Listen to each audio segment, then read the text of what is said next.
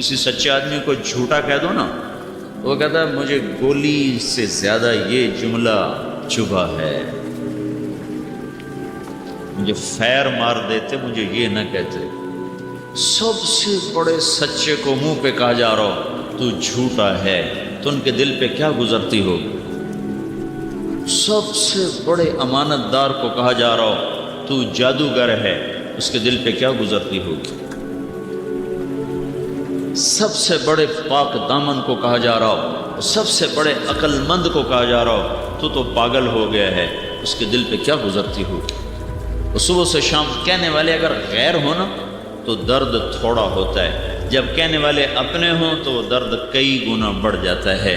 یہ کہنے والے غیر نہیں تھے، تبا لک سائر اليوم لہذا جمعتنا، یہ چچا کی بکواس ہے۔ چچا ابو لہب تیرا ستیہ ناس ہو، تو ہلاک ہو، یہ چچا کہہ رہا ہے، اس لیے ہمیں جمع کیا تھا۔ اب مینا میں لوگوں کو کہہ رہے تھے کلمہ پڑھو، ایمان لے آؤ، کامیاب ہو جاؤ، پیچھے ابو لہب یہ جھوٹا ہے، اس کی نہ سنو، انہ ساحر کذاب۔ جب کہنے والے اپنے ہوں تو سوئی خنجر بن جاتی ہے، جب سنانے والے اپنے ہوں تو گولی ایٹم بم بن جاتی ہے۔ تو یہاں چچا پیچھے پیچھے کہہ رہا ہے جھوٹا ہے، کذاب ہے، جادوگر ہے، اس کی نہ سننا، اس کی نہ سننا۔ اور پھر آپ سنی انسنی کر کے پھر لوگوں کو کہہ رہے ہیں اللہ کی مان لو، قولوا لا الہ الا اللہ تفلحوا، کامیاب ہو جاؤ گے، مان لو اللہ کی مان لو۔ اور پیچھے قریش بھی اور پیچھے خاندان بھی، سب کے سب کے پیچھے طاقت لگی ہوئی ہے کہ اس کی نہیں چلنے دینی، اس کی نہیں چلنے دینی۔ میرے بھائیو، حضرت محمد صلی اللہ تعالی علیہ وسلم کے سامنے بھی ہم سر نہیں اٹھا سکتے کہ ان کے احسان کے بوجھ تلے ساری انسانیت اس طرح دبی ہوئی ہے کہ جیسے اللہ کا حق ادا نہیں کیا جا سکتا، ایسے ہی حضرت محمد صلی اللہ تعالی وسلم کی ہستی کا وہ حق ادا نہیں کیا جا سکتا۔ اب بنو حنیفہ کے پاس گئے، ان کو آپ نے دعوت دی تو انہیں اتنے پتھر مارے کہ آپ کو وہاں سے بھاگنا پڑا۔ تو آپ مینا میں بھاگ رہے تھے اور بنو حنیفہ پیچھے پتھر مار رہے تھے۔ اتنی اونچی ہستی بنو عامر ابن صعصع کے پاس گئے، کہنے لگے میں اللہ کا نبی ہوں، میری قوم میری مخالفت کر رہی ہے، تم مجھے اپنے پاس لے جاؤ، میں اللہ کا پیغام سناؤں، اطمینان کے ساتھ تم میری حفاظت کرو۔ وہ کہنے لگے تم بیٹھو، ہمارا سردار آ رہا ہے، وہ آئے گا تو پھر ہم بات کر لیتے ہیں۔ تھوڑی دیر کے بعد وہ سردار آ گیا، بحیرہ، کہنے لگا یہ کون ہے؟ تو لوگوں نے کہا یہ وہ قریشی ہے جو کہتا میں اللہ کا رسول ہوں۔ تو آپ کے سامنے کہنے لگا اس سارے مینا کی وادی میں کوئی سب سے بدترین کوئی شخص ہے تو وہ یہ ہے۔ اتنی بڑی ہستی کو سامنے کہنا۔ پھر کہنے لگا اٹھ چلا جا اپنی قوم کے پاس، میرے لوگوں نے تمہیں نہ بٹھایا ہوتا تو میں تم سے تلوار سے بات کرتا، زبان سے بات نہ کرتا، میں تیرا سر تیرے قدموں میں ڈال دیتا۔ اتنی دھمکیاں سن کر اور اختیار اتنا ہو کہ اگر آپ ایسے اشارہ کر دیتے، اشارے کی بھی ضرورت نہیں تھی، صرف آپ کے دل میں آ جاتا ہے اللہ اس کو ختم کر دے، تو وہ بدبخت وہیں تہے خاک چلا جاتا، وہیں بندر اور خنزیر بن جاتا، وہیں اس پہ بجلیاں اور برس جاتی۔ اتنے اختیار کے باوجود آپ چپ کر کے اٹھے، اونٹنی پہ سوار ہوئے۔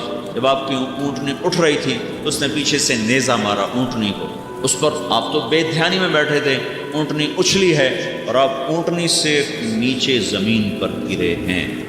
یہ سب کچھ برداشت کر کے پھر یہ نہیں کہا یا اللہ ان کو ہلاک کر دے اور ان کو برباد کر دے۔ نوح علیہ السلام نے تو کہہ دیا تھا رب لا تذر علی الارض من الکافرین دیارا، یا اللہ ایک بھی زندہ نہ چھوڑ۔ اور ہمارے نبی نے 3 میل پتھر کھائے، ایسے کھائے کہ زمین آسمان کانپ اٹھے۔ آسمان کے فرشتے 2 دفعہ روئے ہیں، 7 آسمان کے فرشتے 2 دفعہ روئے ہیں۔ ایک دفعہ 3000 4000 سال پہلے جب ایک بوڑھا باپ معصوم بچے کو لے کر کھڑا ہوا ہے مینا کے پہاڑ کے پیچھے اور ان سے کہہ رہا ہے یا ہائے ہائے انی ارا فی المنام انی اذبحک فانظر ماذا ترى۔ حضرت ابراہیم علیہ السلام نے کوئی 60 برس دعا کی، یا اللہ بچہ دے۔ یہ میرا اندازہ ہے 20-22 سال کی عمر میں شادی ہوئی ہو تو 84 سال کی عمر میں بیٹا ہوا ہے، 84 سال کی عمر، 86 سال 84 سال تو 60-65 سال دعا مانگی، یا اللہ اولاد دے اولاد دے اولاد۔ جب ہو گئی تو پہلی بڑی کڑی آزمائش یہ آئی کہ اس بچے کو چھوڑ دو، یہاں سے نکال دو اس کو۔ کہاں نکالوں کہ جب میں کہوں؟ مکے چھڑوایا، پھر جب وہ دل میں بس گیا اور آنکھوں میں سما گیا اور اسی کا تصور اور دھیان ہے، اسماعیل کیا کر رہا ہوگا، اسماعیل سو رہا ہوگا، اسماعیل دوڑ رہا ہوگا، اسماعیل بھاگ رہا ہوگا، اسماعیل کھیل رہا ہوگا، اسماعیل ماں کے پاس بیٹھا ہوگا، انہی خیالات میں ہیں سارا دن۔ 86 سال کی عمر میں اولاد ہو تو خود ہی سوچو، بڑھاپے کی اولاد تو جگر کھا جاتی۔ تو اللہ نے کہا جاؤ جا کے چھری پھیر دو۔ تب یہ مکالمہ باپ بیٹے میں ہو رہا ہے۔ حضرت اسماعیل کی عمر ہوگی 6 سال سے 10 سال کے درمیان۔ تو کہتے ہیں بیٹا میں دیکھ رہا ہوں اللہ کی طرف سے اشارہ مل رہا ہے تجھے ذبح کرنے کا، تیری کیا رائے ہے؟ تو اسماعیل علیہ السلام نے کہا یا ابت افعل، بابا جلدی کرو دیر نہ کرو۔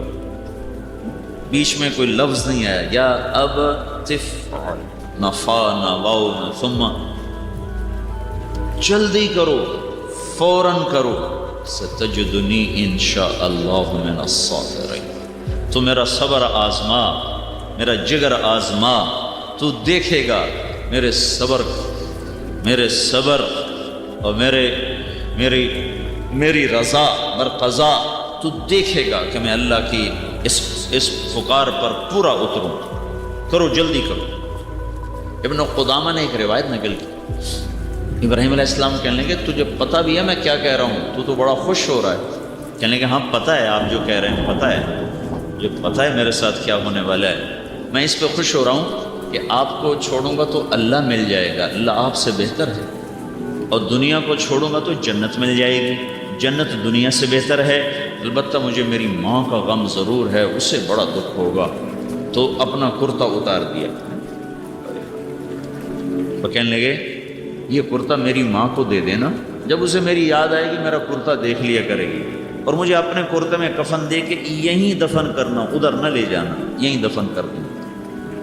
پھر کہنے لگے میرے ہاتھ پاؤں باندھ دو، ہاتھ پاؤں باندھ دو، کہیں آپ کو کوئی میرے ہاتھ پاؤں کی حرکت سے کوئی تکلیف نہیں، اور مجھے ایسے ماتھے کے بل زمین پہ رکھو، وَتَلَّهُ لِلْجَبِينِ، میرا ماتھا زمین پہ رکھو، کہیں آنکھوں سے آنکھیں نہ ٹکرا جائیں، کہیں ہاتھ نہ کانپ جائے، کہیں باپ کی شفقت نہ غالب آ جائے۔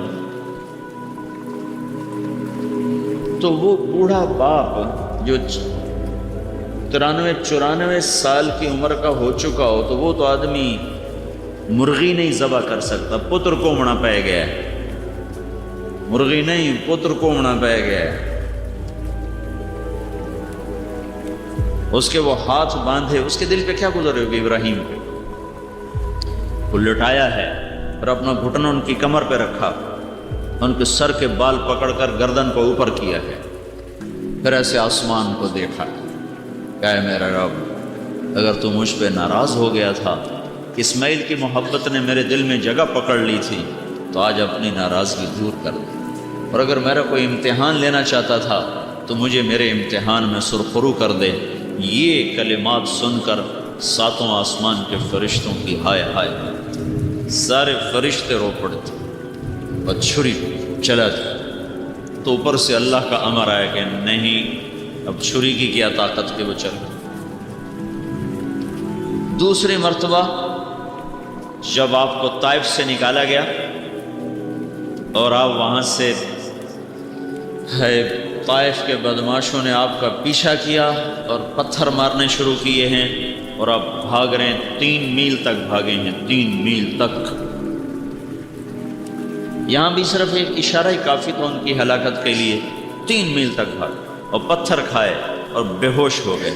جب آپ گرے ہیں اور خون و خون ہوئے ہیں تو وہ دھرتی بھی روئی، طائف کے پہاڑ بھی روئے اور آسمانوں کے فرشتے بھی روئے، اپنے آنسوؤں پر قابو نہ رکھ سکے۔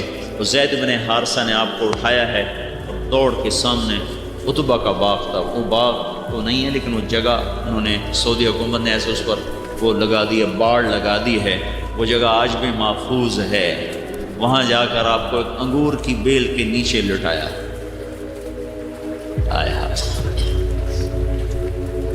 دیکھو جس پر دشمن بھی ترس کھائیں اس نے کیا دکھ دیکھا ہوگا۔ دشمن تو دیکھے مصیبت میں تو خوش ہوتا ہے، لیکن عتبہ کون ہے؟ جس نے بدر کی جنگ میں مکہ کے قریش کا جھنڈا اٹھایا ہوا تھا، وہ عتبہ۔ جب اس نے آپ کا حال دیکھا نا، وہ تحرکت لہ رحمہ، تو اس کے وہ قریشی خون نے جوش مارا، کہا ہوئے یہ محمد بن عبداللہ کے ساتھ کیا کر دیا طائف والوں نے۔ اور ایسا بے قرار ہوا ہے کہ خود جا کے انگور توڑے، نوکر سے نہیں کہا، خود توڑے، پلیٹ میں سجائے، پھر خود جاتے ہوئے شرم آئی تو غلام کو بلایا کہ جا اس کے پاس اور اس کو کہنا تمہیں میں رشتہ داری کی قسم دے کے کہہ رہا ہوں یہ انگور رد نہ کرنا، کھا لینا۔ میں ہاتھ جوڑ کے کہتا ہوں اللہ کے واسطے میری سنو میں کیا کہہ رہا ہوں، جس کو دشمن بھی کھلانے کے لیے آ گیا ہو اس پہ کیا بیتی ہوگی، اور یہ کس لیے بیت رہی ہے؟ یہ میرے آپ کے لیے بیت رہی ہے۔ تو جب وہ اس نے آ کے آپ کے سامنے رکھے نا انگور، تو آپ کو انگوروں کی بجائے اس کی فکر پڑ گئی کہ چلو طائف والے نہ صحیح تو یہ صحیح۔ آپ نے پوچھا کہاں سے ہو؟ کہنے لگا میں نینوا سے ہوں۔ اچھا نینوا سے ہوں، جہاں میرے بھائی یونس علیہ السلام آئے تھے۔ تو حیران ہو کر دیکھنے لگا، وما ادراک ما یونس ابن متى، آپ کو کیسے خبر ہے یونس علیہ السلام کی؟ تو آپ نے فرمایا وہ اللہ کے نبی تھے، میں بھی اللہ کا نبی ہوں۔ اور اس کو دعوت دی تو عداس آپ کے پاؤں چومنے لگا اور کلمہ پڑھ لیا، مسلمان ہو گیا۔ تو ایک آدمی کے اسلام پر آپ کو اپنے زخم بھول گئے۔ تو پھر جب وہ چلا گیا تو وہاں آپ نے پھر اللہ تعالیٰ سے دعا کی کہ اے میرے رب، میرا اور تو کسی سے گلا شکوہ کوئی نہیں، تیرے آگے تو میں اپنے دکھڑے رکھوں نا کہ یہ میرے ساتھ طائف والوں نے کیا کر، الا من تکلونی، تو نے مجھے کن کے سپرد کیا جنہوں نے مار مار مجھے لہو لہان کر دیا، نہ میرا حق پہچانا، نہ میرا مرتبہ پہچانا، اور مجھے اس حال تک پہنچایا۔ اللہ تبارک و تعالیٰ نے فوراً جبریل کو بھیجا، پہاڑوں کا فرشتہ بھی، بولیں یا رسول اللہ آپ حکم دیں تو پہاڑوں کے اندر ہم ان کو پیس کے رکھ دیں گے۔ ہم کہا نہیں یہ نہ صحیح، تو ان کی نسلیں ایمان لے آئیں گی۔ تو 23 برس کی زندگی مسلسل دکھ دکھ دکھ تکلیفوں سے بھری پڑی ہے، صرف اس امت کو کنارے لگانے کے لیے، اور اس امت کو اللہ تعالیٰ کے دردناک عذاب سے بچانے کے لیے ساری رات کا رونا ہے۔ دیکھو نا، صحابہ تو سارے بخشے گئے، کلن وعد اللہ الحسنہ، اللہ تعالیٰ نے کہا اے میرے نبی تیرے سارے صحابہ جنت ہیں، کلن وعد اللہ الحسنہ، یہ آیت صحابہ کے بارے میں، سب جنتی، ٹھیک ہے۔ اپنے گھر والوں کے بارے میں اللہ نے کہا یا نساء النبی لستن کاحد من النساء، اے میرے نبی کی بیویوں تمہارے جیسی تو کوئی عورت ہی کوئی نہیں۔ تو ازواج کا کام، بیویوں کا کام بھی ہو گیا۔ 3 بیٹیاں اپنے سامنے روانہ کی تو ان کی جنت دیکھ لی، اور 3 بیٹے اپنے سامنے روانہ کو تو ویسے ہی معصوم تھے، اور پھر حضرت فاطمہ نے پیچھے آنا تھا، بعد میں آنا تھا، تو ان کے بارے میں آپ نے ارشاد فرمایا فاطمہ جنت کی عورتوں کی سردار ہے۔ حسن حسین نے بعد میں آنا تھا تو ان کے بارے میں آپ نے فرمایا حسن اور حسین جنت کے نوجوانوں کے سردار ہیں۔ علی نے بعد میں آنا تھا تو ان کے بارے میں فرمایا کہ علی جنت میں تیرا گھر میرے گھر کے سامنے ہے۔ صحابہ بھی بخشے گئے، پھر ان میں سے بعضوں کو آپ نے نام لے کر فرمایا ابو بکر جنتی ہے، عمر جنتی ہے، عثمان جنتی ہے، علی جنتی ہے، طلحہ جنتی ہے، زبیر جنتی ہے، سعد جنتی ہے، عبد الرحمن جنتی ہے، ابو عبیدہ جنتی ہے، سعید بن زید جنتی ہے۔ اس طرح نام لے لے کر آپ نے فرمایا۔ تو اب یہ جو آنسو بہ رہے ہیں یہ کس لیے؟ صحابہ کا کام بھی ہو گیا، خاندان کا کام بھی ہو گیا، اہل بیت کا کام بھی ہو گیا، گھر والوں کا مسئلہ بھی حل ہو گیا۔ اب جو آپ رو رہے ہیں، یہ رونا جو تسلسل کے ساتھ ہے، یہ میرے اور آپ کے لیے ہے، آنے والی امت کے لیے ہے۔ آپ نے فرمایا میرا جی چاہتا ہے میں اپنے بھائیوں کی زیارت کروں۔ تو صحابہ نے کہا ہم بھی تو آپ کے بھائی ہیں۔ کہا نہیں، تم میرے صحابی ہو، میرے بھائی وہ ہیں جو مجھے دیکھیں گے نہیں اور بن دیکھے مجھ پر ایمان لائیں گے، تو وہ میرے بھائی ہیں۔ ایک شخص نے کہا یا رسول اللہ، مبارک ہو اس کو جس نے آپ کو دیکھا، آپ پر ایمان لایا۔ تو حضرت محمد صلی اللہ تبارک و تعالی علیہ وسلم اللہ کے بعد محسن عظیم ہیں، دنیا میں بھی رعایت مانگی۔ ایک آیت آئی من جاء بالحسنۃ فلہ عشر امثالھا، جو ایک نیکی کرے گا میں 10 گنا دوں گا، 10 گنا۔ تو ہمارے نبی نے اللہ سے عرض کی یا اللہ یہ تو ساری امتوں کے ساتھ تیرا قانون ہے، میری امت کے لیے کچھ زیادہ کر، نفع بڑھا۔ تو اللہ نے دوسری آیت اتاری من ذا الذی یقرض اللہ قرضا حسنا فیضاعف له اضعافا کثیرا، مجھے قرضہ کون دیتا ہے میں اس کو کئی گنا کر کے واپس کروں گا۔ ہمارے نبی نے پھر عرض کی یا اللہ کچھ تھوڑا اور بڑھا دے۔ تو اللہ نے تیسری آیت اتاری مثل الذین ينفقون اموالهم فی سبیل اللہ کمثل حبۃ انبتت 7 سنابل فی کل سنبلۃ 100 حبۃ واللہ یضاعف لمن یشاء واللہ واسع علیم۔ جو ایک میری راہ میں ایک نیکی کرے گا میں 700 گنا کر دوں گا۔ ایک 10 گنا، ایک کئی گنا، ایک 700، ایک پہ 700، کچھ تھوڑا ہے اتنا زیادہ، ایک پہ 700۔ تو قربان جائیں، ہمارے نبی نے پھر کہا نہیں یا اللہ تھوڑا سا اور زیادہ کر، رب زد امتی، یا اللہ کچھ اور زیادہ کر۔ تو اللہ تعالیٰ نے فرمایا اچھا چلو پھر ہم ضرب تقسیم چھوڑ دیتے ہیں، انما یوفی الصابرون اجرہم بغیر حساب۔ پھر یہ آیت اتری، اللہ تعالیٰ نے فرمایا اچھا جو تیری امت میں صبر سے چلیں گے نا ان کو میں بے حساب دے دوں گا، ان کے ساتھ 700 گنا، 7 لاکھ، 7 کروڑ، یہ ایم ہی ہے، بے حساب، ان کو بے حساب دوں گا۔ انما یوفی الصابرون اجرہم بغیر حساب، میں تیری امت کے صبر والوں کو بے حساب دوں گا۔ اپنی امت کے لیے اس طرح راستے تلاش کیے، اس طرح راستے تلاش کیے، اللہ کے سامنے گڑ گڑا رہے ہیں یا اللہ ان پر کوئی ایسا ظالم نہ آئے جو انہیں مٹا دے، یا اللہ ان پر کوئی ایسا قحط نہ آئے جو انہیں مٹا دے، یا اللہ ان پر کوئی ایسی آسمانی بلا نہ آئے جو انہیں مٹا دے۔ یہ رو رو کے اللہ تعالیٰ سے دعائیں مانگ رہے ہیں، اور اللہ تعالیٰ کہہ رہا ہاں ٹھیک ہے، قبول ہے، قبول ہے، قبول ہے، قبول ہے۔ دنیا سے جانے کا وقت آیا ہے۔ ملک الموت 3 دن پہلے جبریل آیا اور آ کر کہنے لگا یا رسول اللہ مجھے اللہ تعالیٰ نے بھیجا ہے کہ میں آپ سے آپ کا حال پوچھ کے آؤں، آپ کا کیا حال ہے؟ اللہ کو تو سارا ہی پتہ ہے، یہ آپ کی عزت اور احترام اور اکرام کے لیے تھا کہ اللہ نے بھیجا جبریل کو جاؤ پوچھ کے آؤ میرے نبی کا کیا حال۔ تو آپ نے کہا جبریل طبیعت بڑی خراب ہے، طبیعت بڑی خراب۔ پھر اگلے دن وہ پھر آئے کہ یا رسول اللہ اللہ نے بھیجا، اللہ پوچھ رہے ہیں آپ کا کیا حال ہے؟ تو ہم نے کہا طبیعت بڑی خراب۔ پھر آخری دن 12 ربیع الاول 7 جون 12 ربیع الاول، شدید گرمی، اور اس وقت آپ کے 63 سال اور 4 دن پورے ہو چلے تھے، اور انگریزی کے لحاظ سے 61 سال اور 50 دن پورے ہو رہے تھے۔ دنیا ایک بہت بڑا حادثہ دیکھنے والی تھی۔ تو جبریل اندر آئے اور آ کر کہنے لگے یا رسول اللہ ملک الموت دروازے پہ آ چکا ہے، اندر آنے کی اجازت چاہتا ہے۔ دیکھو ہم کس کی نافرمانی کر رہے ہیں، جہاں ملک الموت بھی پوچھ کے جائے۔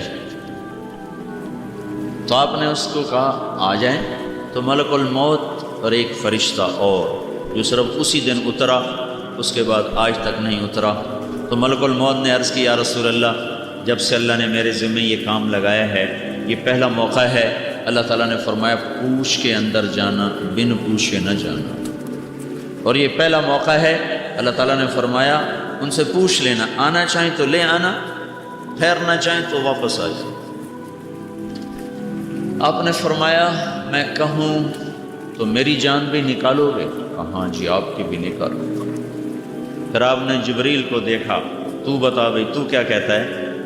تو وہ کہنے لگے یا رسول اللہ، اللہ آپ کی ملاقات کے شوق میں ملاقات چاہتے ہیں۔ اچھا تو تم جاؤ اللہ تعالیٰ سے پوچھ کے آؤ، میرے بعد میری امت کے ساتھ کیا کرے گا میں پھر جواب دیتا ہوں، میں جاؤں گا ٹھہروں۔ تو ملک الموت کھڑا ہوا ہے، جبریل واپس چلے گئے۔ تھوڑی دیر بعد حاضر خدمت ہو، یا رسول اللہ تعالیٰ فرما رہے ہیں میں آپ کی امت کا ساتھ دوں گا، آپ کے بعد تنہا نہیں چھوڑوں گا۔ یہ سوال اگر میرے آپ کے نبی وہاں نہ اٹھاتے اور اللہ سے یہ بات نہ کرتے تو اس وقت جو کچھ ہو رہا ہے دھرتی پر ہم بھی وہی بندر خنزیر بنتے جو ہم سے پہلے امتیں بن گئیں، اور ہم پر بھی وہی پتھر برستے جو پہلی امتوں پر برسے، اور ہم پر بھی اسی طرح پانی چھوڑ دیے جاتے جیسے نوح علیہ السلام کی قوم پہ چھوڑ دیے گئے۔ دعا دو اس کملی والے کو جو دنیا سے جاتے ہوئے بھی ہمارا ہی درد، ہمارا ہی غم، ہمارا ہی رونا روتے روتے روتے اللہ کو منا گیا کہ یہ کام نہیں کرنا میری امت کے ساتھ۔ چھوٹے موٹے عذاب تو آئیں گے نافرمانی کی سزا میں، لیکن ایسا نہیں ہوگا۔ مچھلی کھائی تھی نا، مچھلی حرام چیز تو نہیں، دریا سے پکڑی ہے، کوئی چوری کا مال نہیں، دریا سے پکڑا ہے۔ اللہ تعالیٰ نے فرمایا ہفتے کے دن نہیں کھانی، نہ پکڑنی ہے۔ انہوں نے اللہ سے ہیرا پھیری کی، ہفتے کو اس کو ایک تالاب میں بند کر دیتے، اتوار کو پکڑ کے کھا لیتے۔ تو چند دن کے بعد اللہ تعالیٰ نے فرمایا کونوا قردۃ خاسئین، ذلیل خوار بندر بن جاؤ۔ سارا شہر بندر بن گیا، کیا چھوٹے کیا بڑے، اور 3 دن میں سسک کے مر گیا۔ ماں باپ کو دکھ دینا مچھلی کھانے سے بڑا جرم ہے۔ اگر وہ کملی والے کی دعا نہ ہوتی تو ماں باپ کے نافرمان خنزیر بنتے، وہ بندر بنے تھے، یہ خنزیر بنتے۔ زنا کرنا ہی خود بذات خود بڑی بلا ہے، زنا کے اڈے چلانا، شراب پینا خود بڑی بلا ہے، شراب کے اڈے چلانا، جوا کھیلنا بڑی بلا ہے، جوئے کے اڈے چلانا۔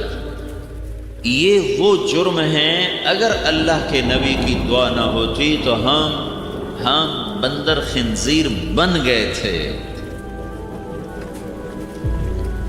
تو اس کو دعا دو جو جاتے جاتے یہ کام کروا گیا۔ اللہ کے نبی سے پوچھا گیا یا رسول اللہ قیامت کب آئے گی؟ تو آپ نے کہا اللہ کو پتہ کب آئے گی، کوئی نشانی تو بتا دیں۔ تو آپ نے کہا جب ماؤں کو اولاد ذلیل کرنے لگ جائے تو سمجھنا قیامت آنے والی ہے۔ اب فیصل آباد، گرین ٹاؤن، نور پور کے ہر گھر میں مائیں ذلیل ہیں، باپ ڈرتا ہے جوان اولاد سے، ماں دبکتی ہے جوان اولاد سے کہیں بےزتی نہ کر دے، کہ جب ایسا ہوگا تو پھر اللہ کے طرف سے قیامت ان کے سروں پہ آ جائے گی۔ تو یہ تو بندر بنانے والا عمل نہیں، یہ تو قیامت کو لانے والا عمل ہے، جو دنیا پر سب سے بڑا عذاب ہے۔ اس کائنات کا سب سے بڑا عذاب قیامت ہے۔ ماں باپ کی نافرمانی قیامت کو کھینچ کے لے آتی۔ جہاد سے بڑا عمل کون سا ہے اسلام میں؟ شہید سے بڑا رتبہ کیا ہے اسلام میں؟ ابو ہریرہ رضی اللہ تعالیٰ عنہ مسجد میں جہاد کی ترغیب سنی، گھر میں آئے ہتھیار سجائے، ماں نے کہا کہاں جا رہے ہو؟ کہا جہاد میں۔ کہا میں تو اکیلی ہوں، مجھے چھوڑ کے کہاں جا رہا ہوں؟ کہا مجھے نہیں پتا، میں نے جانا ہے، میں نے مسجد میں ترغیب سنی۔ انہوں نے بڑی منت کی، وہ نہیں مانے۔ کہا میں تجھے دودھ کا واسطہ دیتی ہوں جو میں نے تجھے پلایا تھا، مجھے اکیلی چھوڑ کے نہ جاتا۔ نہ کہا نہیں میں نے تو جانا ہے۔ انہوں نے اللہ کے نبی کو پیغام بھیجا کہ میں نے اسے اپنے دودھ کا واسطہ دیا، یہ پھر بھی نہیں مانا۔ تو ابو ہریرہ ہتھیار سجائے مسجد میں آئے تو آپ نے دیکھ کر منہ ادھر پھیر لیا۔ وہ پریشان ہو گئے کہ یہ اللہ کے رسول کو کیا ہو گیا؟ یا رسول اللہ کیا ہوا؟ اٹھ جاؤ، ماں کے دودھ کا واسطہ سننے کے بعد بھی تیرا دل نہ پسیجا، اٹھ جاؤ، مجھے تیرے جہاد کی کوئی ضرورت نہیں ہے۔ یہ ماں باپ ہیں۔ آپ نے حضرت عمر سے فرمایا عمر تیرے دور میں ایک شخص آئے گا، اس کا نام ہوگا اویس، اور وہ قبیلہ مراد کی ایک شاخ ہے، قرن، وہ اس میں سے ہوگا، اور وہ اس کو پھلبیری کی بیماری ہوئی ہوگی، پھر صرف ایک چھوٹا سا نشان باقی ہے، باقی وہ ٹھیک ہو چکا ہے۔ وہ تیرے دور میں آئے گا، جب وہ آئے نا تو اس سے اپنے لیے دعا کروانا۔ عمر کو کہہ رہے ہیں، جن کے بارے میں اب میرے بعد کوئی نبی ہوتا تو عمر ہوتا۔ تو حضرت عمر پریشان حیران ہو گئے، اس کو یہ رتبہ کیسے ملا؟ تو آپ نے فرمایا اس نے ماں کی ایسی خدمت کی ہے کہ جب بھی وہ اللہ کے سامنے ہاتھ اٹھاتا ہے اللہ اس کے ہاتھ کبھی خالی نہیں لوٹاتا۔ تو عمر رضی اللہ عنہ کا زمانہ خلافت آیا، جب بھی یمن سے کوئی قافلہ آتا، ابھی تم میں کوئی اویس؟ کہا جی کوئی نہیں۔ دنوں پر دن گزر گئے، اب اللہ ہی جانے کس دور میں وہ آئے، کہیں لکھا ہوگا مجھے یاد نہیں یا میری نظر سے نہیں گزرا کس سال میں وہ آئے۔ تو آخر ایک قافلہ آیا مسجد میں، تو آپ نے پوچھا بھائی تم میں کوئی اویس ہے؟ تو ایک شخص کھڑا ہوا، لمبا قد، کالا رنگ۔ تو آپ نے کہا تو قبیلہ مراد سے ہے؟ کہا جی ہاں۔ مراد کی شاخ قرن اس سے ہے؟ کہا جی ہاں۔ کہا میرا ہاتھ اٹھا میرے لیے دعا کر۔ کہا میں آپ کے لیے دعا کروں؟ میں تو آپ کی خاک نہیں ہوں۔ کہاں صحابی کہاں تابعی؟ سنو سوری دنیا کے تابعین، تبع تابعین، ابدال، کتب مل جائیں تو ایک صحابی کے جسم کے ٹوٹے ہوئے بال کے برابر نہیں۔ عبداللہ بن مبارک سے کسی نے پوچھا عمر بن عبدالعزیز افضل ہیں کہ معاویہ بن ابی سفیان رضی اللہ عنہ افضل ہیں؟ تو عبداللہ بن مبارک ناراض ہو گئے، کہنے لگے بے وقوف، تم صحابی اور تابعی میں برابری کر رہے ہو؟ اللہ کے محبوب کے ساتھ سفر کرتے ہوئے معاویہ بن ابی سفیان رضی اللہ عنہ کے گھوڑے کے ناک کے نتنے میں جو مٹی لگی تھی، عمر بن عبدالعزیز تو اس مٹی کے برابر نہیں ہے۔ یہ صحابی سے کہا جا رہا ہے اویس سے دعا کروانا، یہ اس کو رتبہ کہاں سے ملا؟ کہ ماں کی خدمت سے ملا ہے۔ تو انہوں نے کہا کرو دعا، تو انہوں نے دعا کی۔ پھر حضرت عمر نے فرمایا میرے پاس رہو گے؟ کہا نہیں آپ کے پاس نہیں رہوں گا، میں کوفے رہوں گا۔ تو کہنے لگے کوفے کے گورنر کو خط لکھ دوں تیرا خیال رکھے؟ کہا نہیں مجھے کوئی ضرورت نہیں، بس میں عوام میں رہوں گا۔ تو حج پر کوفے کا ایک سردار آیا، تو حضرت عمر نے پوچھا اویس کا کیا حال ہے؟ کہنے لگے برا ہی حال ہے، فقر فاقہ ہی ہے۔ کہ وہ بڑا عظیم آدمی ہے، اس سے تم نے دعا کروانی ہے جب تم واپس جاؤ، اس کا یہ قصہ ہے۔ تو جب یہ حاجی لوگ واپس گئے تو یہ سردار حضرت اویس کے پاس کہنے لگا اویس میرے لیے دعا کرو۔ کہنے لگا اللہ تو حج سے آیا، لوگ حاجیوں سے دعا کراتے ہیں، تو الٹا مجھے کہہ رہا ہے میں دعا کروں؟ کہا نہیں تو دعا کر۔ پھر وہ کہنے لگے کہیں تو عمر سے تو مل کے نہیں آ رہا؟ کہنے لگے ہاں مل کے آیا ہوں۔ اچھا اس لیے انہوں نے ان کے لیے دعا کی اور راتوں رات کوفہ چھوڑ کے غائب ہو گئے، ہجرت کر گئے کہ اب لوگ مجھے پیر نہ بنا دیں، مجھے بزرگ نہ بنا دیں۔ تو میرے بھائیو جو اس وقت ماؤں کے ساتھ ہو رہا ہے، جو باپ کے ساتھ ہو رہا ہے، جو خون سفید ہو رہا ہے، یہ سارے وہ جرائم ہیں جس پر ہم کب کے بندر خنزیر بن جاتے۔ یہ تو حضرت محمد صلی اللہ علیہ وسلم نے اس وقت موقع پہ کام کروا دیا اور اللہ کو منوا لیا کہ نہیں کیا کرو گے میرے بعد، کیا کرو گے میرے بعد؟ کا خیال رکھوں گا ورنہ اذان ہو اور 95% مسجد میں نہ آئے۔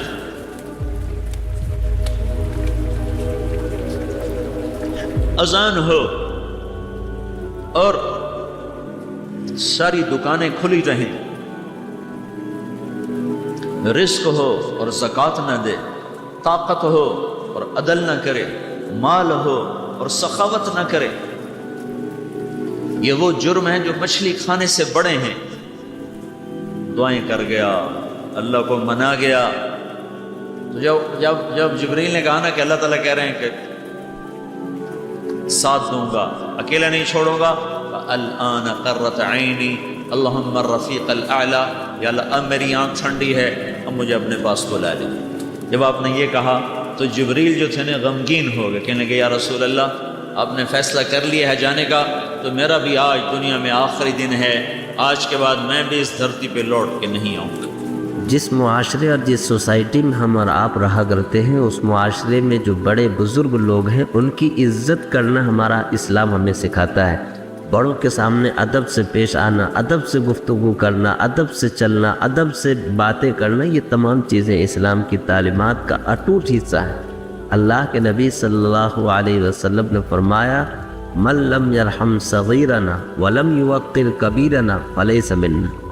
کتنی بہترین بات ارشاد فرمائی، کہا کہ کہ جو چھوٹوں سے محبت نہ کرے، چھوٹوں پر شفقت نہ کرے اور بڑوں کی عزت نہ کرے، وہ ہم میں سے نہیں ہے۔ یعنی اللہ کے نبی صلی اللہ علیہ وسلم کے فرمان کا مقصد یہ ہے کہ آپ ادب سکھا رہے ہیں۔ اگر چھوٹا ہے تو چھوٹوں پر شفقت کیا جائے، ان سے محبت سے پیش آیا جائے، اور اگر بڑا ہے تو بڑے کے ساتھ عزت کی جائے، ان کے سامنے ادب کی بات کہی جائے، ادب سے پیش آیا جائے، ان کے سامنے ادب سے بیٹھا جائے۔ اللہ تعالیٰ نے بھی اس ادب کو سمجھایا۔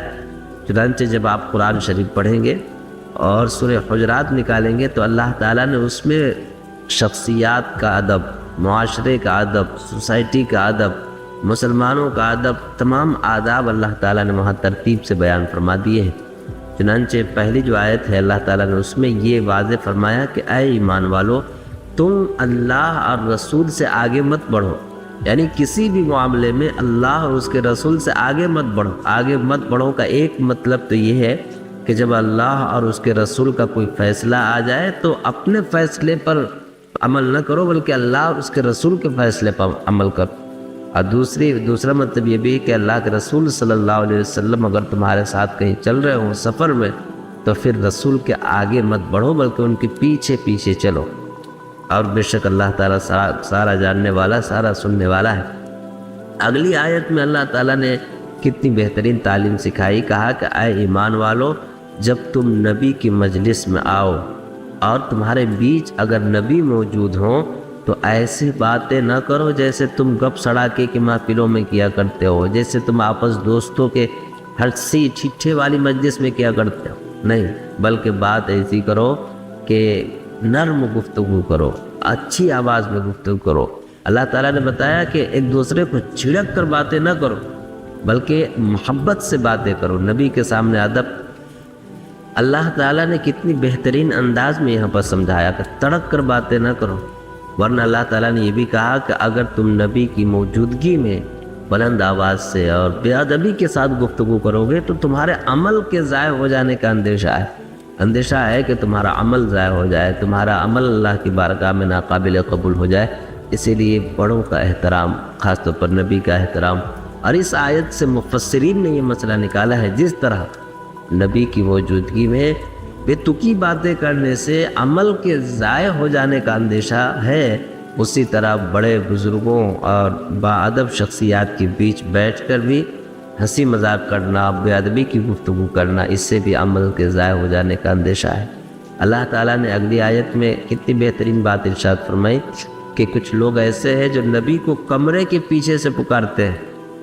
نکلیے، مفسرین نے لکھا ہے یا محمد اخرج یا محمد لینا، اے محمد ہمارے پاس نکلیے، باہری سے آواز دے رہے تھے۔ تو اللہ تعالیٰ نے وہاں پر منع کیا وَلَوْ أَنَّهُمْ صَبَرُوا حَتَّى تَخْرُجَ إِلَيْهِمْ لَكَانَ خَيْرًا لَهُمْ، کہ اگر وہ لوگ تھوڑی دیر صبر کر لیتے، یعنی کہ نبی کے خود نکلنے کا انتظار کرتے، یا اگر آواز ہی دینا تھا تو ادب سے کہتے کہ نبی ہم، اللہ تعالیٰ نے یہاں پر بہت ادب کی بات سمجھائی اور کہا کہ اگر وہ لوگ نبی کو باہر سے یوں نام لے کر نہ پکارتے بلکہ نبی کے خود نکل جانے کا انتظار کرتے تو یہ ان کے لیے بہتر تھا، کیونکہ نبی کو اس طرح آواز دینا اور کمرے کے پیچھے سے ایک عام انسانوں کی طرح چیخنا اور چلانا یہ نبی کے ادب کے خلاف ہے۔ یہاں پر کی جو آیتیں ہیں اللہ تعالیٰ نے ان تمام آیتوں میں سماجک اور بزرگ شخصیات کا ادب سمجھایا ہے کہ بڑوں کے بیچ جب رہا جائے تو ادب سے پیش آیا جائے، ان کے سامنے گفتگو سوچ سمجھ کر کی جائے۔ اس آیت کا ایک شان نزول بھی ہے کہ اللہ کے نبی صلی اللہ علیہ وسلم ایک مجلس میں موجود تھے اور اسی مجلس میں حضرت ابوبکر صدیق اور حضرت عمر فاروق رضی اللہ تعالیٰ عنہ بھی موجود تھے۔ کسی مسئلے پر گفتگو ہو رہی تھی، حضرت عمر رضی اللہ تعالیٰ عنہ کی آواز چونکہ بہت بلند تھی اس لیے ان کی آواز ذرا بلند ہو گئی، تو اللہ تعالیٰ نے قرآن کی آیت نازل فرما دی کہ لوگوں جب نبی موجود ہو تو اپنی آواز کو پست رکھ۔ مفسرین نے لکھا ہے کہ جب یہ آیت نازل ہوئی تو حضرت عمر کی آواز اتنی کم ہو گئی کہ جب کبھی وہ کوئی بات کرتے تو ان سے دوبارہ پوچھنا پڑتا کہ اے عمر ذرا دوبارہ کہنا تم کیا کہہ رہے ہو۔ اتنا ادب اور قرآن کی آیت کا اتنا پاس تھا، اللہ کے حکم کا اتنی پابندی تھی۔ اللہ تعالیٰ تمام امت مسلمہ کو قرآن کی ان باتوں اور حضور صلی اللہ علیہ وسلم کے ان فرمودات پر عمل کرنے کی توفیق عطا فرمائے. ہر چھوٹے بڑے کو چھوٹوں پر شفقت کرنے، بڑوں کی عزت کرنے کی اللہ تعالیٰ توفیق عطا فرمائے. کہ وہ مالک کے آگے سر جھکاتے ہیں، اس کو پہچانتے ہیں. شیر جیسا پھاڑ کھانے والا جو درندہ ہے، تو وہ جو اس کو کھلاتے ہیں، یہ اس میں چڑیا گھر وغیرہ میں ان کے سامنے میں ایسے سر جھکا لیتے ہیں. تو صرف ایک جگہ ہے جہاں آ کر انسان یہ قانون پوری طرح توڑ دیتے ہیں، صرف ایک جگہ. اور مزے کی بات یہ ہے کہ سب سے بڑا احسان کرنے والا اللہ ہے، اس سے بڑا محسن تو کوئی ہے نہیں، وہیں انسان یہ قانون توڑتا ہے. نمک حرام ایک بڑی گالی کر شمار کیا، نمک حرام ہے. وہ کہتا ہے جی میں آپ کا نمک حلال کروں گا، نمک حرام نہیں ہوں، میں نے آپ کا نمک کھایا ہے، میں حلال کروں گا. چھوٹا موٹا احسان ہوتا ہے، اس کے آگے بچھڑا ہوتا ہے، سر جھکا رہتا ہے. تو بے زبان جانور، پھاڑ کھانے والا درندہ، وہ اپنی ساری توانائی اس محسن کے اوپر خرچ کر دیتا ہے جو اس کی خدمت کر رہا ہوتا ہے. جب اللہ کی باری آتی ہے، جو سب سے بڑا محسن ہے، تو اسی سے ہم ٹکرا جاتے ہیں. اس کا اللہ نے قرآن میں گلہ کیا. قتل الانسان ما اکفرہ، یہ ساری پیچھے جو میں نے آپ کو تمہید سنائی ہے، یہ قتل الانسان میں یہ سارا مضمون موجود ہے. قتل الانسان ما اکفرہ. ارے انسان، میں تجھے کیا کیا گلے سناؤں تیرے، تجھے میں کیا کیا گلے دوں، کوئی ایک گلہ ہو تو میں تمہیں سناؤں. قتل الانسان، یہ ہے تو عربی کا محاورہ، لیکن اردو محاورے میں یہ مطلب اس کا نہیں ہوگا اے انسان تو قتل کیا جائے، یہ تو مراد نہیں ہے.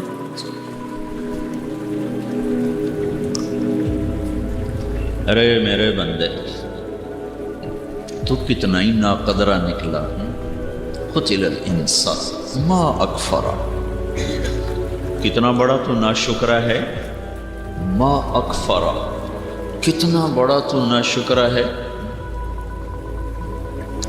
قتل الانسان، یہ اللہ تعالیٰ گلہ کر رہا ہے. وہ اتنا شہنشاہ ہو کر، وہ گلہ تو کمزور آدمی بڑوں سے گلہ کرتا ہے، جب کچھ بس نہیں چلتا تو پھر گلے کرتا ہے. جس کا بس چلتا ہے وہ تو بدلے لیتا ہے. تو اللہ جیسا شہنشاہ، کریم اور طاقتور اور مہیمن، تو اس نطفے سے بنے انسان سے اللہ تعالیٰ گلہ کر رہا ہے کہ میرے بندے میں تجھے کیا کیا سناؤں، تیری کتنی شکایتیں ہیں میں تجھے سناؤں. قتل الانسان ما اکفرہ، تیری ناشکریوں کی داستان بڑی طویل ہے. من ای شیء خلقہ، تو یہی بھول گیا کہ میں نے تمہیں کہاں سے بنایا تھا، جو تو یاد ہی کوئی نہ رہا کہ تو کہاں سے چلا تھا. هل اتی علی الانسان حین من الدہر لم یکن شیئا مذکورا. ایک زمانہ تو تیرے اوپر ایسا بھی گزرا ہے کہ تو تھا ہی کچھ نہیں. چلو نطفہ تو کوئی چیز ہے، تو کچھ بھی نہیں، صفر. وہاں سے تیرے رب کا ارادہ چلا. تو من ای شیء خلق، تمہیں یاد ہے تم کہاں سے بنے ہو؟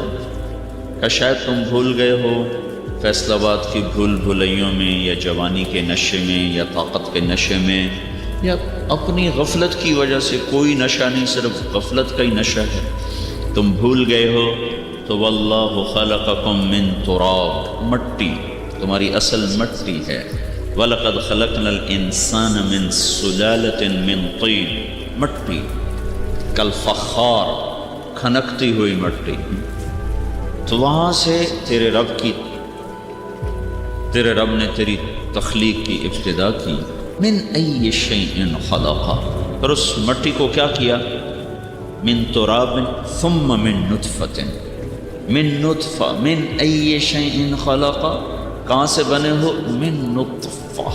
یہاں وقف ہے، وقف کہ قرآن پڑھنے والا چاہے وہ نماز میں پڑھ رہا ہو، چاہے وہ ویسے تلاوت کر رہا ہو، تو جب وہ یہاں پہنچے تو رک جائے. من ای شیء خلقہ، یہ جھٹکا دیا ہے اللہ تعالیٰ نے.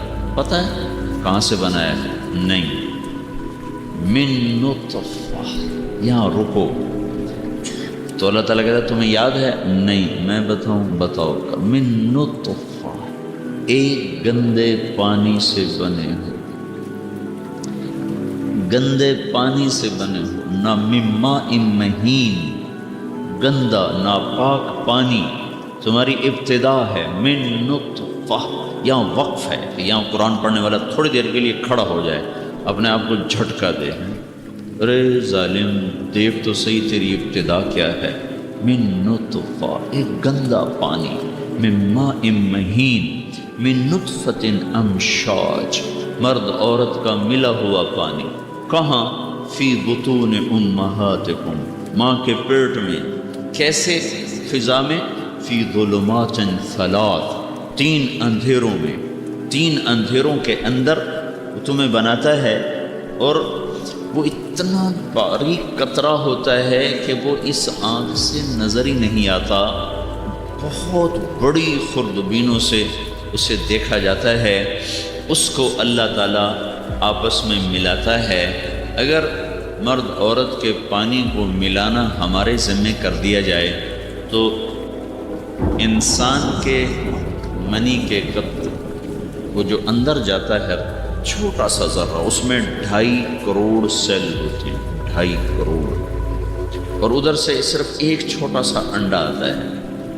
ان 2.5 کروڑ میں ہر سیل میں 60,000 خفیہ کوڈ ہیں. خفیہ کوڈ ہیں. یہ جو انڈا اترا ہے اس میں 60,000 خفیہ کوڈ ہیں. ان 2.5 کروڑ میں ایک سیل وہ ہے جس کے کوڈ اس انڈے کے کوڈ کے ساتھ مناسبت رکھتے ہیں. وہ جب اسے ڈھونڈ کے ملے گا تو پھر تخلیق کا عمل شروع ہوگا. ان 2.5 کروڑ سیل میں ایک صرف ہے، ایک. تو 2.5 کروڑ میں ایک لو تو اس میں 60,000 ہیں، تو اس کے 60,000. ایک کو ایک سے ملاؤ، دوسرے کو دوسرے سے ملاؤ، تیسرے کو تیسرے سے ملاؤ، چوتھے کو چوتھے سے ملاؤ. جی 1000 کو 1000 میں سے، جی 10,000 کو 10,000 میں سے، 60,000 کو 60,000 میں سے ملاؤ.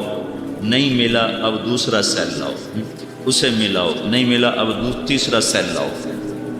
اگر یہ کام ہمارے سپرد کر دیا جائے کہ یہ 2.5 کروڑ سیل ہیں اور یہ ایک سیل انڈا ہے، اس کا ہم جنس نکالو اور اس سے ملا دو، تو ہمارے پاس بڑی بڑی لیبارٹریاں ہوں اور اس پر لاکھوں کروڑوں ڈالر کا خرچ ہو، اور بڑے ماہر زولوجی کے ماہرین اور جینیٹک سائنس کے ماہرین اس پر بیٹھیں اور اس کو تلاش کرنے لگیں، تو کم از کم 2.5 سال میں جا کر اس کو تلاش کرنے کے قابل ہوں. 2.5 برس. یہ جو 2.5 سال کا عمل ہے جو لیبارٹریز اور روشنیوں میں ہوگا، یہ 3 اندھیروں میں اللہ عرش پر ہوتے ہوئے اس انڈے کو ایسی طاقت دیتا ہے کہ وہ صرف 2 گھنٹے کے اندر اپنا ساتھی تلاش کر لیتا ہے. صرف 2 گھنٹے. سب کو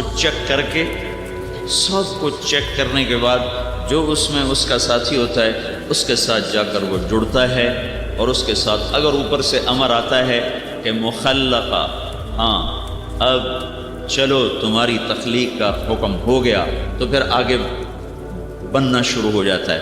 اگر اللہ کا حکم آئے نہیں تو وہ ڈھونڈ کر بھی اسے چھوڑ دیتا ہے کہ نہیں اوپر سے حکم نہیں آیا ہے. ملنے کے بعد بھی اس کو چھوڑ دیتا ہے کہ نہیں اوپر والے خالق کا ابھی امر نہیں آیا ہے.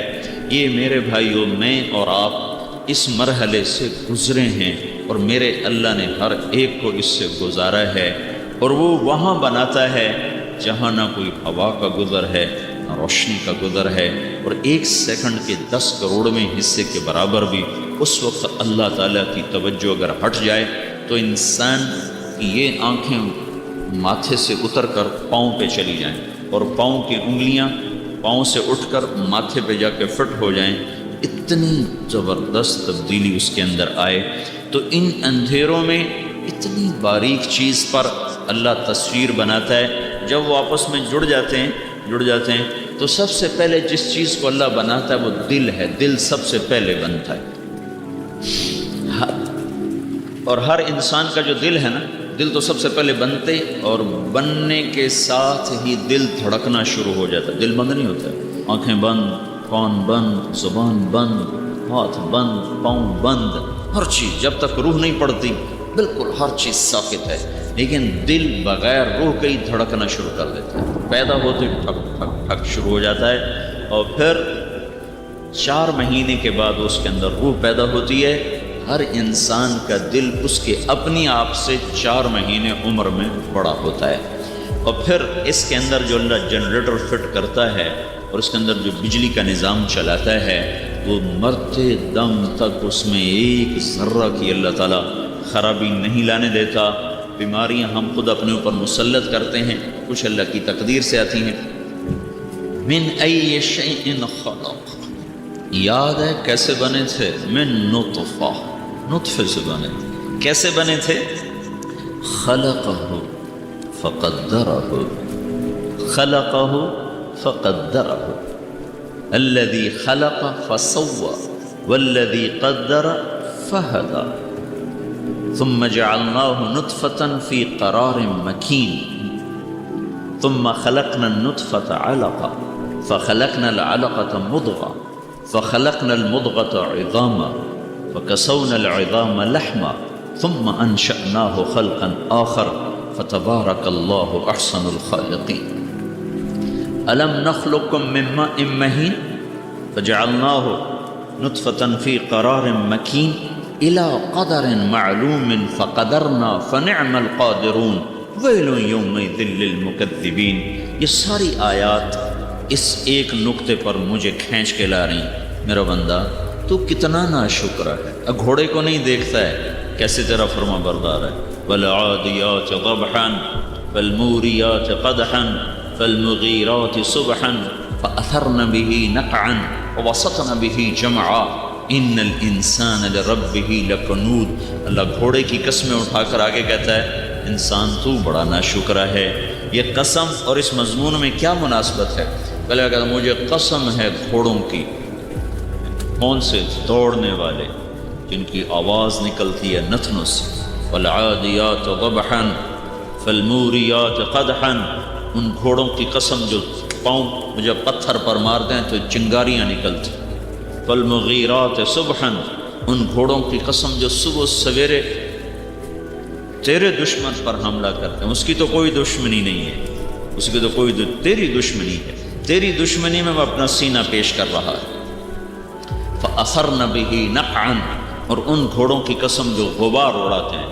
فوسطن به جمعا، اور ان گھوڑوں کی قسم جو بیچ وسط میں دشمن کے گھس جاتے ہیں تیری خاطر اپنے آپ کو زخمی کرتے ہیں. ان کی تو کوئی دشمنی نہیں. يدعون عنتر والرماح كأنها اشطان بير في لبان الأدهم ما زلت أرميهم بغرة وجههم ولبانهم حتى تسربل بالدم. ایک بڑا شاعر ہے عنترا، وہ اپنے گھوڑے کی تعریف کر رہا ہے کہ میرا جو گھوڑا ہے نا، جب عین جنگ ہوتی ہے نا، جنگ کے شعلے بھڑکتے ہیں تو پھر لوگ مجھے پکارتے ہیں عنتر کدھر ہو؟ تو میں اپنے گھوڑے کو لاتا ہوں دوڑاتا ہوا. کمیت گھوڑا میرا آتا ہے اور آگے دشمن میرا ان نیزوں سے استقبال کرتا ہے جن کے پیچھے لکڑیاں اتنی لمبی ہیں. نیزے کے پیچھے لکڑی جتنی بڑی ہو تو اس کی طاقت اتنی زیادہ بڑھ جاتی. تو عرب میں پانی بہت نیچے تھا، پانی بہت نیچے تھا، تو اس کو نکالنے کے لیے رسیاں بڑی لمبی ہوتی. جو نیزہ باز ہیں ان کے ہاتھوں میں نیزے وہ ہیں جن کی لکڑیاں اتنی لمبی ہیں جتنا پانی نکالنے والے ڈول کی رسی لمبی ہوتی ہے. اتنی لمبی ان کے نیزے کی لکڑیاں ہیں کہ پھر میں ان سے لڑتا رہا اور وہ میرے گھوڑے کو زخمی کرتے رہے، یہاں تک کہ میرا گھوڑا اپنے خون کی شلوار پہن کے کھڑا ہو گیا.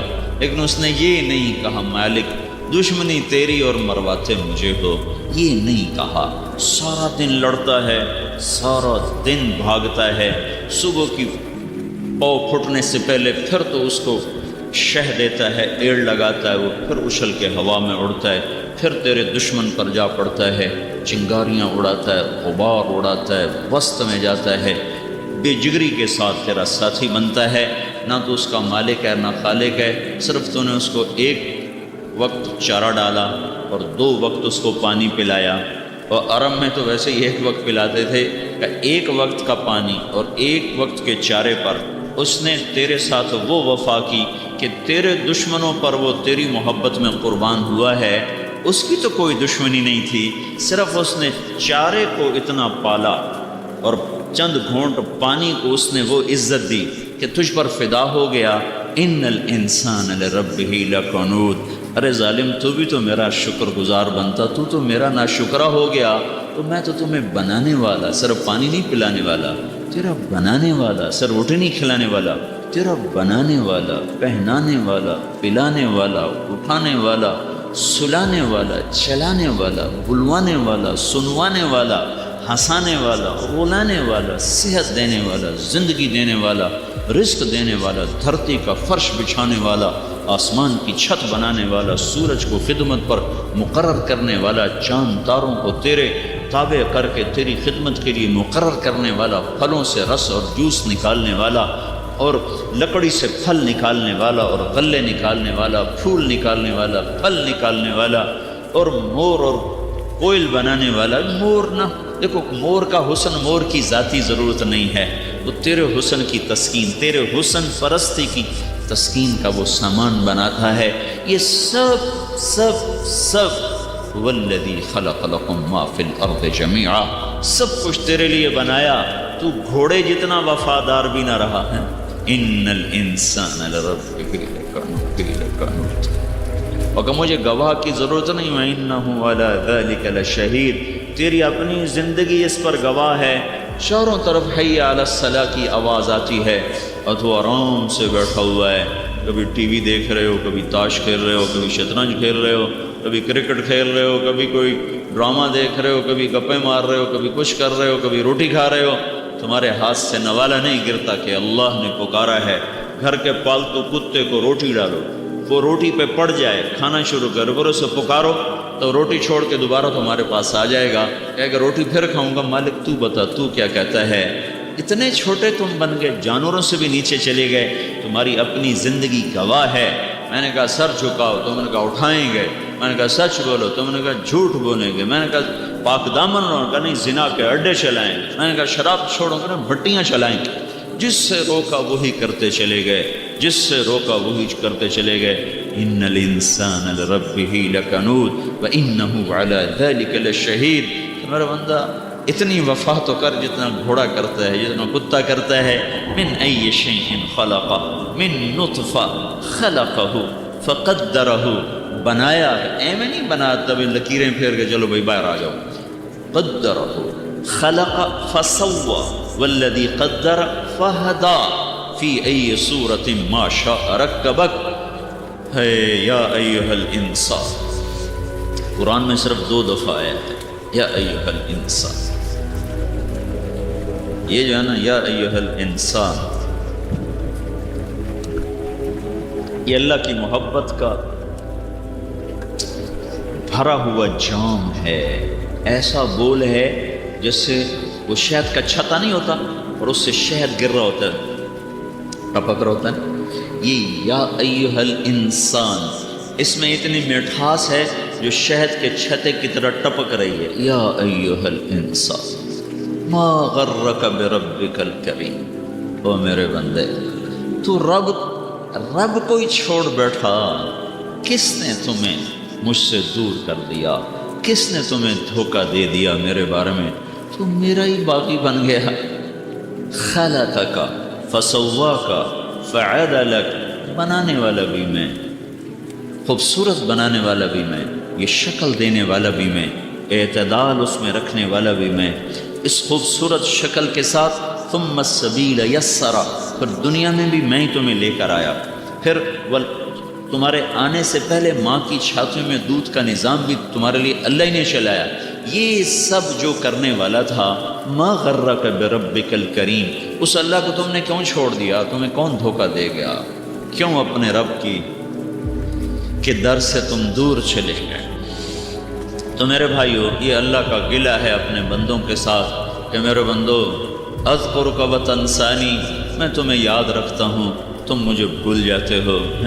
ان ذکرتنی ذکرتک وان نسیتنی ذکرتک، تو مجھے یاد رکھ میں تمہیں یاد رکھتا ہوں، تو مجھے بھول جا میں پھر بھی تجھے یاد رکھتا ہوں۔ تو لا الہ الا اللہ میں یہ مطالبہ ہے بھائیو کہ اس وحدہ لا شریک اللہ کا احسان مانو جس نے ہمیں یہ ساری نعمتوں سے نوازا ہے، اس کے آگے سر نہ اٹھاؤ، جو کہے کر دو۔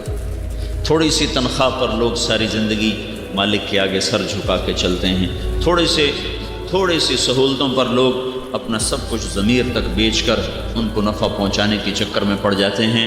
میرا تو سر سے لے کر پاؤں تک میرا اللہ ہی اللہ ہے، اللہ ہی اللہ ہے۔ میرا ایک دفعہ آپریشن ہوا تو ان کا آپ نے 6 گھنٹے سیدھے لیٹنا ہے، سیدھے لیٹنا ہے۔ 3 گھنٹے کے بعد میری چیخیں نکلیں، میں نے کہا مجھے کروٹ دو، چاہے زخم پھٹتا ہے تو پھٹنے دو، میں کروٹ لیتا ہوں۔ کبھی سوچا ہے کتنی رب کی بڑی نعمت ہے میرے اوپر کہ میں کروٹ لے لیتا ہوں۔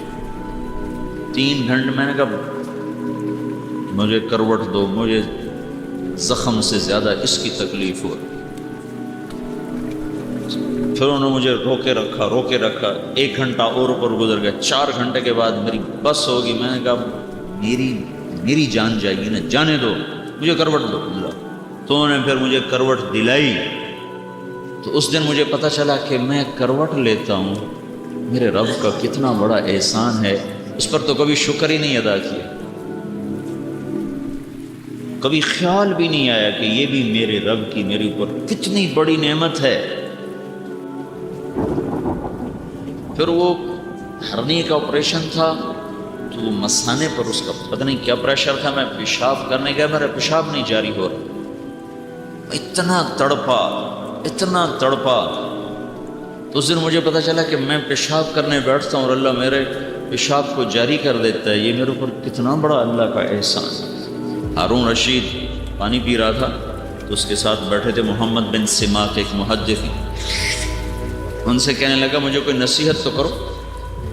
وہ کہنے لگے یہ پانی جو تیرے ہاتھ میں ہے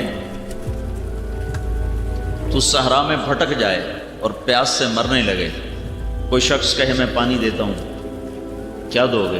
کہنے لگا آدھا ملک دے دوں گا، آدھا۔ بغداد سے لے کر فیصل آباد تک ہارون رشید کی حکومت تھی، یہ ذہن میں رہے۔ کہنے لگا اچھا پی لو، اس نے پی لیا۔ پھر کہنے لگا یہ بتاؤ یہ پانی تیرے پیٹ میں ٹھہر جائے اور نکلے نہیں اور تو تڑپنے لگے تو ایک آدمی کہے میں نکالتا ہوں، کیا دو گے؟ کہنے لگا باقی آدھا ملک اس کو دے دوں گا۔ تو انہوں نے فرمایا ہارون وہ ملک جس کے آدھے کی قیمت چند گھونٹ پانی ہو اور باقی آدھے کی قیمت چند قطرے پیشاب ہوں، اس قابل نہیں کہ اس کی وجہ سے اللہ کو ناراض کرتا۔ وَإِن تَعُدُّوا نِعْمَةَ اللَّهِ لَا تُحْصُوهَا إِنَّ الْإِنسَانَ لَظَلُومٌ كَفَّارٌ۔ میرے بندو میری نعمتوں کو گنو تو گن نہیں سکتے ہو اور تم ہو ہی نہ شکر۔ تو میرے بھائیوں سب سے پہلا حق اللہ کا ہے، سب سے پہلا حق اللہ کا ہے جو میرے وجود میں آنے کا سبب، پھر میری ساری نافرمانیوں کے باوجود میں رزق بھی دیتا ہے، پانی بھی پلاتا ہے، صلح بھی دیتا ہے، اٹھا بھی دیتا ہے۔ اپنا بیٹا نافرمان ہو جائے تو گھر سے نکال دیتے ہیں، آگ کر دیتے ہیں، اخباروں میں اشتہار دے دیتے ہیں ہم نے اپنے بیٹوں کو آگ کر دیا ہے۔ یہ آنکھ جب سے بیدار ہوئی ہے یہ اللہ کی نافرمان ہے، یہ کان جب سے سننا شروع ہوئے ہیں یہ اللہ کے نافرمان ہیں۔ سر سے لے کر پاؤں تک سارا وجود رواں گناہوں میں جکڑا ہوا اور گٹر بنا ہوا ہے۔ نہ کبھی اللہ آنکھوں میں تیر مار کے پھوڑتا ہے، نہ کبھی کانوں کے پردے پھاڑتا ہے، نہ کبھی پاؤں کاٹتا ہے، نہ کبھی ہاتھ توڑتا ہے، نہ کبھی عقل کو مسخ کرتا ہے۔ وہ مہلت دیتا چلا جاتا ہے، مہلت دیتا چلا جاتا ہے، مہلت دیتا چلا جاتا ہے۔ یہ اس کا اس سے بھی بڑا احسان ہے کہ میری ساری نافرمانیوں کے باوجود وہ میری توبہ کا انتظار کرتا ہے اور مجھے نشانی سنریہم آیاتنا فی الآفاق وفی انفسہم حتی یتبین لہم انہ الحق، کہ میں تمہیں چاروں طرف سے اپنی نشانیاں دکھاؤں گا، شاید کہیں کوئی نشانی نظر پڑے اور تم لوٹ کے میری طرف آؤ۔ تو بھائیو یہ کلمے کے بعد سب سے پہلا حق میرے اللہ کا ہے کہ اس کے سامنے سر جھکایا جائے اور اسی کی غلامی میں زندگی کو گزارا جائے۔ جو کہے وہ کر دے، جہاں سے روکے اسے چھوڑ دے، اتنا ایمان سیکھنا ہر مسلمان پر فرض ہے کہ اللہ کی پسندیدہ زندگی کو اپنائے، ناپسندیدہ زندگی کو چھوڑے۔ اللہ تعالیٰ کے بعد جو سب سے بڑا احسان ہے ہمارے اوپر وہ اللہ کے رسول صلی اللہ تعالیٰ علیہ وسلم کا ہے۔ اللہ کے بعد زمین میں اگر کوئی محسن اعظم ہے اور کوئی سب سے بڑا نجات دہندہ ہے اور کوئی سب سے بڑا احسان کرنے والا ہے تو وہ حضرت محمد صلی اللہ تعالیٰ علیہ وسلم کی ہستی ہیں، آپ کی ذات ہے۔ ہر نبی اپنی امت پر شفیق رہا، ہر نبی نے اپنی امت پر کوشش کی ہے، لیکن جو اللہ نے آپ کو صفت عطا فرمائی رحمت کی اور درد کی اور غم کی اور رونے کی اور تڑپنے کی اور فقر اور فاقہ، یہ کسی نبی پر ایسا حال نہیں آیا جو حضرت محمد صلی اللہ تبارک و تعالی علیہ وسلم پر آیا ہے۔ اللہ تعالیٰ نے پیش کیا، دے دوں دنیا کے خزانے، چاہتے ہو؟ صفا پہ کھڑے تھے، اسرافیل آئے، ہاتھ میں تھال ہے، ریشم سے ڈھکا ہوا ہے، کہ یا رسول اللہ مجھے اللہ نے آپ کی خدمت میں بھیجا ہے اور حکم دیا ہے کہ میں سورے جہان کے خزانوں کی چابیاں آپ کی خدمت میں پیش کر دوں۔ اب آپ فرمائیں، آپ بادشاہی چاہتے ہیں یا غلامی چاہتے ہیں؟ کون سی رسالت چاہتے ہیں؟ عبداً رسولہ او ملکاً رسولہ؟ اب وہ بادشاہی چاہتے، اب وہ نبوت چاہتے ہیں جس میں بادشاہی ٹھاٹ باٹ ہوں، یا وہ نبوت چاہتے ہیں جس میں فقر و فاقہ ہو؟ تو آپ نے فرمایا بل عبداً رسولہ، نہیں مجھے بادشاہی نہیں چاہیے، مجھے غلامی والی نبوت چاہیے۔ ہاں، اشبع یوماً و اجوع یوماً، ایک دن روٹی کھاؤں گا، ایک دن بھوکا رہوں گا۔ پھر تو ایک دن بھی نہ رہا۔ گھر میں تشریف لائے، حضرت عائشہ سے پوچھا کچھ ہے؟ کہ کچھ ہے، آج تو چوتھا دن ہے، کچھ نہیں کھانے کو ملا ہے، تو آج تو اللہ سے بات کرتا ہوں۔ تو آپ مسجد میں تشریف لے گئے اور ستون کے پیچھے کھڑے ہو کے نماز شروع کر، پھر سلام پھیرا، پھر دوسرے ستون کے پیچھے کھڑے ہو کے نفل پڑھنے شروع کر۔ پیچھے آئے حضرت عثمان رضی اللہ تعالیٰ عنہ، انہیں حضرت عائشہ سے پوچھا کہ اللہ کے رسول کہاں ہیں؟ تو انہوں نے فرمایا کہ 3 دن گزر چکے تھے، آل رسول کے گھر میں کچھ نہیں تھا کھانے کو، تو آج اپنے اللہ سے بات کرنے گئے ہیں۔ تو حضرت عثمان رضی اللہ تعالیٰ عنہ وہیں کھڑے ہو کر پھوٹ پھوٹ کے رونے لگے اور ارشاد فرمایا مجھے کیوں نہ حکم دیا؟ عبد الرحمن بن عوف کو کیوں نہ کہا؟ ثابت بن قیس بن شماس کو کیوں نہ کہا؟ یہ مالدار لوگ تھے، کہ ہمیں حکم کیوں نہ دیا؟ ہمارا رزق کس لیے؟ دوڑے ہوئے گئے اور اونٹ بھر کے سامان کا لے کر آئے، بٹھایا، اتارا، پھر بھاگے ہوئے گئے اور گھر میں جو پکا ہوا تھا نا وہ اٹھا کے لائے کہ پکانے میں دیر ہوگی اور پہلی بہت بھوک ہے، تو پکا ہوا بھی لا کے رکھا۔ آپ نفل پڑھ کے واپس آئے تو آپ نے دیکھا سامان بھی ہے اور تک کھانا بھی تیار ہے، تو آپ نے فرمایا یہ کون لے کر آیا ہے؟ تو حضرت عائشہ رضی اللہ تعالیٰ نے عرض کیا آپ جو اللہ سے مانگنے گئے تھے تو اللہ تعالیٰ آپ کو ایسے تو نہیں واپس بھیج سکتے تھے؟ آپ کے جانے کے بعد عثمان آئے تھے، انہوں نے پوچھا تھا، میں نے سارا بتا دیا، تو یہ سب کچھ وہ پہنچا کر گئے ہیں۔ تو آپ نے ایسے آسمان کی طرف دیکھ کر کہا اللہ میں عثمان سے راضی ہوں، تو بھی اس سے راضی ہو جا۔ پھر آپ نے دوبارہ کہا یا اللہ میں عثمان سے راضی ہوں، تو بھی اس سے راضی ہو جا۔ پھر تیسری دفعہ فرمایا یا اللہ میں عثمان سے راضی ہوں، تو بھی اس سے راضی ہو جا۔ جن کے لیے اللہ تعالیٰ خود پیشکش کر رہا ہو کہ مجھے نہیں چاہیے، تو سب سے بڑا محسن اس کائنات کا اللہ کے بعد وہ حضرت محمد صلی اللہ تبارک و تعالی علیہ وسلم کی ہستی ہیں کہ جن کے احسان کو کوئی نہیں ادا کر سکتا، نہ ان تک کوئی پہنچ سکتا ہے۔